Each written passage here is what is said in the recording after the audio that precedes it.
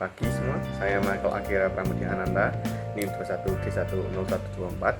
Di sini saya akan menjelaskan beberapa pertanyaan dari mata kuliah filsafat, ilmu, dan logika yang telah diajukan Pak Greg. Pertanyaan pertama meliputi metafisika. Tesis, jelaskan teori causa prima dari Aristoteles. Causa prima, Aristoteles mengargumenkan keberadaan Tuhan itu sebagai arti dari causa prima, penggerak utama. Aksioma dari Aristoteles itu pastilah ada sesuatu yang menciptakan gerak, dan sesuatu ini pada dirinya sendiri haruslah tidak bergerakkan, dan pastilah abadi, merupakan substansi dan aktualis. Pikiran dan keinginan objek-objek seperti menurut Aristoteles membawakan reaksi gerak tanpa dirinya harus bergerak. Tuhan melahirkan gerak tersebut dengan cinta, sedangkan hal-hal lain menyebabkan terjadinya gerak dengan cara dirinya sendiri harus bergerak.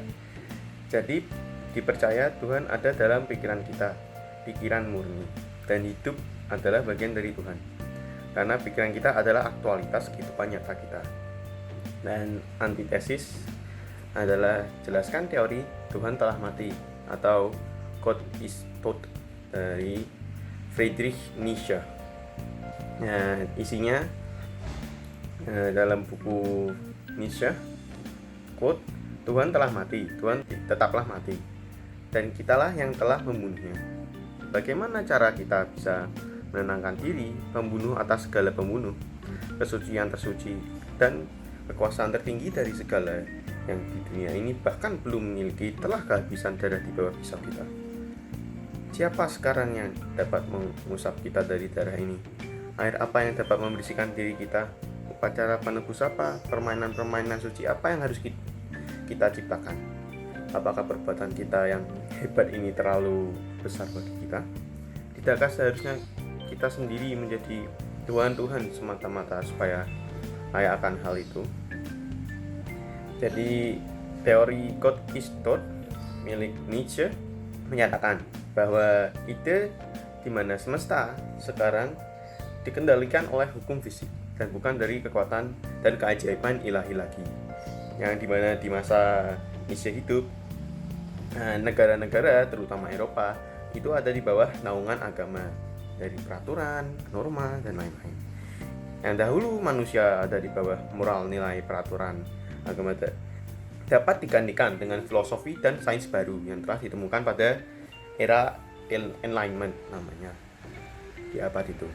Kita sebagai manusia telah secara historical dari Nietzsche membunuh Tuhan dengan temuan saintifik kita, membuang segala yang manusia percaya tentang dunia dari agama dan Tuhan, dan mempelajari bagaimana dunia sebenarnya bekerja oleh kita sendiri. Jadi menolak nilai mutlak, ya, kosmis dan moral universal.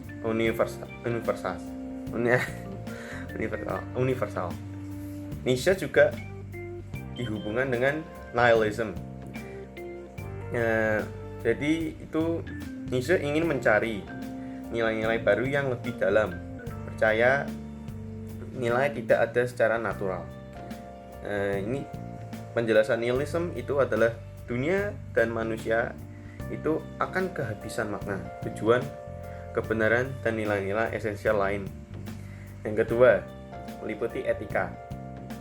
Tesis, jelaskan argumen logis teori yang mendukung aborsi. Aborsi merupakan tindakan menjaga kelahiran atas janin yang telah diciptakan oleh kedua pihak orang tua biologis, mau dengan izin ataupun secara paksa. Semakin berkembangnya zaman, keadaan sosial pun berkembang pula. Penduduk juga tambah padat. Ada faktor seperti hubungan saudara, hubungan gelap, pemerkosaan yang dipandang masyarakat norma, dan banyak lagi. Dan bahkan sains itu adalah sesuatu yang salah dan perlu melakukan tindakan. Tubuh dan rahim di mana janin itu ada merupakan milik wanita yang mengandung janin tersebut, pada akhirnya merupakan pilihan medis pribadi antara wanita tersebut dengan dokter spesialis bidang tentang aborsi tadi. Aborsi yang tidak terlegalisir, bila aborsi itu dilegalkan secara keseluruhan, itu akan muncul dan akan marak di pasar gelap dan dapat mengancam keamanan wanita dan pastinya janin dengan prosedur yang tidak tersentralkan. Aborsi juga dapat mencegah lahirnya janin yang memiliki kelainan, dan semua keputusan akhirnya akan jatuh pada ibu janin tersebut yang memiliki hak. Antitesis, jelaskan argumen logis teori yang tidak mendukung aborsi atau bisa dibilang pro-life.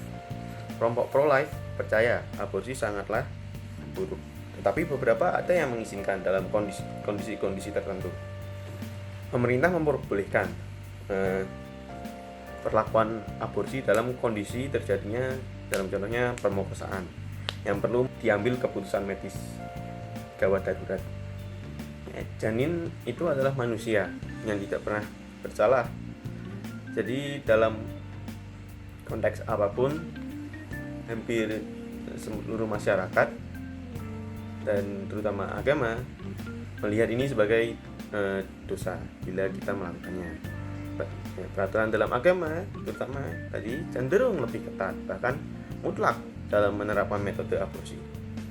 Pro-life memandang untuk membangun kesadaran mencintai kehidupan, bagaimana situasinya, apapun yang terjadi, terutama yang masih memiliki harapan, itu diberi kesempatan. Kelompok pro-life, terutama di sisi agama, mengajukan bahwa nyawa seseorang itu bukan hak siapapun kecuali Tuhan. Moral dan etika aborsi dapat dilihat sebagai pembunuhan.